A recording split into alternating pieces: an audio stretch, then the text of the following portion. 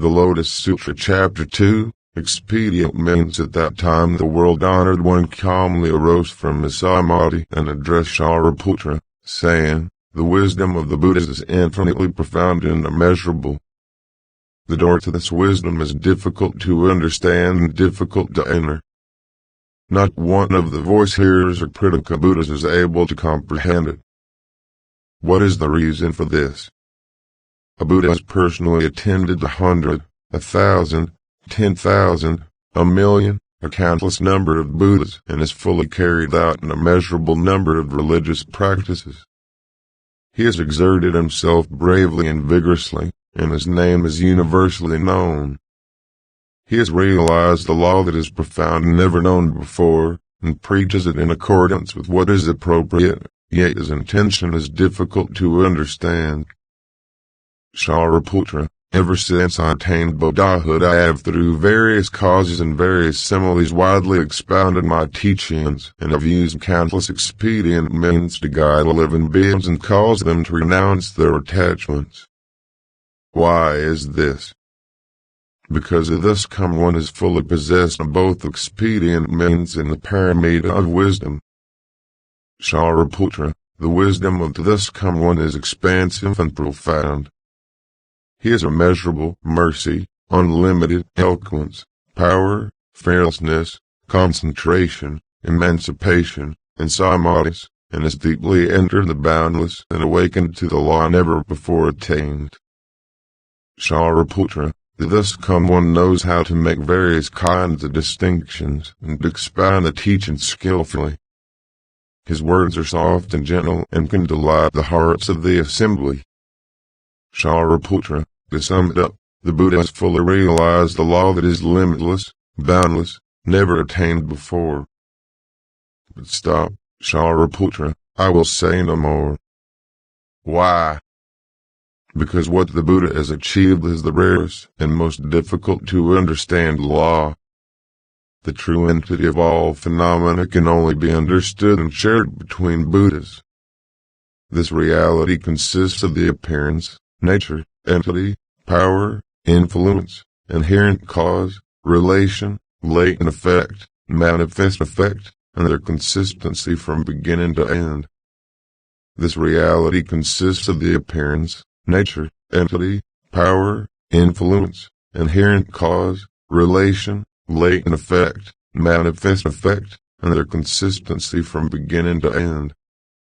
This reality consists of the appearance, nature, entity, power, influence, inherent cause, relation, latent effect, manifest effect, and their consistency from beginning to end.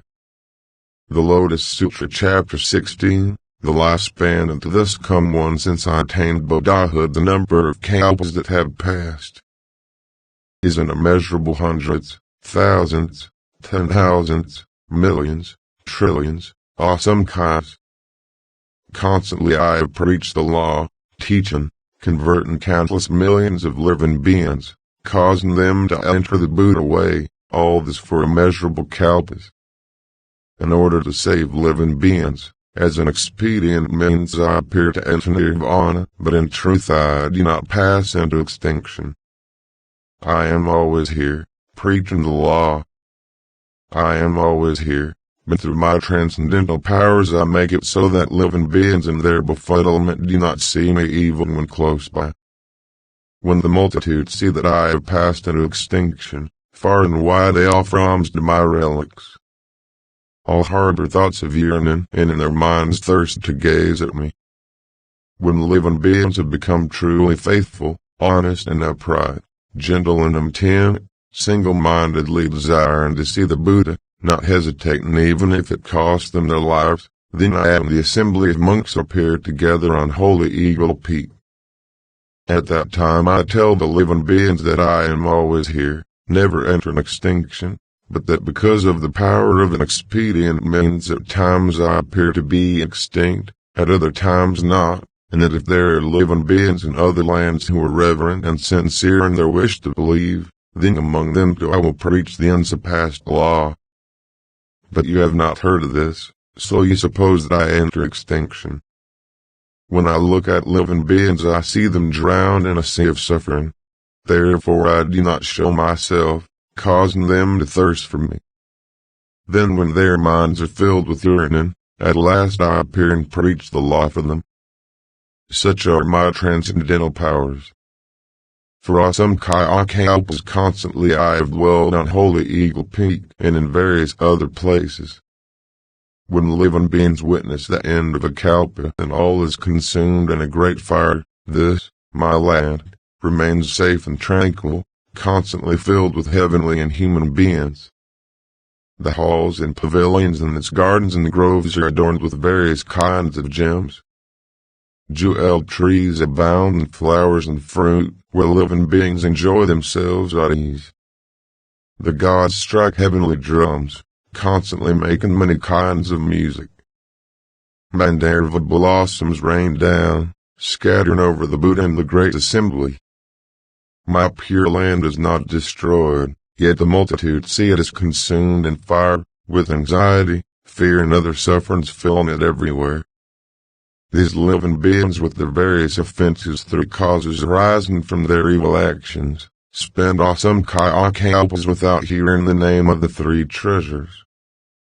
But those who practice meritorious ways, who are gentle, peaceful, honest and upright, all of them will see me here in person, preaching the law. At times for this multitude I describe the Buddha's lifespan as immeasurable, and to those who see the Buddha only after a long time I explain how difficult it is to meet the Buddha. Such is the power of my wisdom that its sagacious beams shine without measure. This lifespan of countless kalpas I gained as the result of lengthy practice.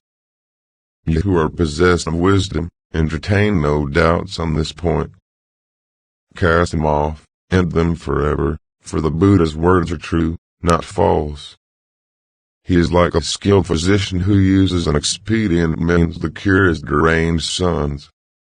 Though in fact alive, he gives out word he is dead, yet no one can say he speaks falsely. I am the father of this world, saving those who suffer and are afflicted. Because of the befuddlement of ordinary people, though I live, I give out word I have entered extinction. For if the seem constantly, arrogance and selfishness arise in their minds. Abandon and restraint. They give themselves up to the five desires and fall into the evil paths of existence. Always I am aware of which living beings practice the way, and which do not, and in response to their needs for salvation I preach various doctrines for them.